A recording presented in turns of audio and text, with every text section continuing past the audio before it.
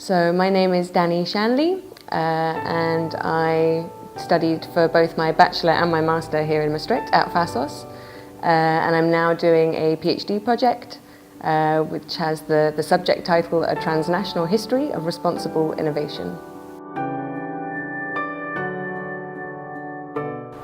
So responsible innovation is a new framework for how we think about the way we innovate. And although it's quite new, I want to sort of look at examples in the past of how actually maybe it isn't that new. So it's essentially asking, what do we innovate, why do we innovate, who should be involved in innovation, and all these kind of ethical questions surrounding applying knowledge to real life situations.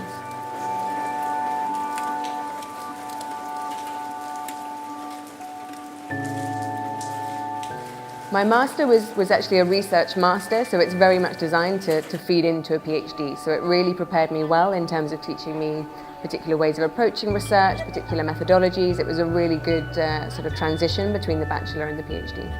So I chose to apply for this PhD project because I'd really get to be involved in its design, which really appealed to me.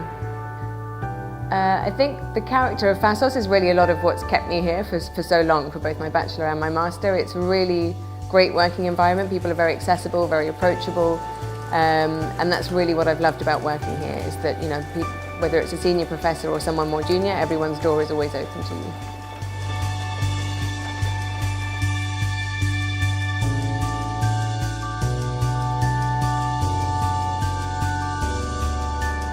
So yeah, I really feel like I am kind of a researcher through and through, because in every part of what I do, whether it's traveling or cooking. For example, with cooking, I love finding out new things. I endlessly research. I've got hordes of old cookbooks, and I love going through and finding things and experimenting and trying out new ingredients and surprising people with what I make as well. I love having people over and kind of making unexpected things. So I really think, when you're a researcher, you really feel it in kind of so many different parts of your life.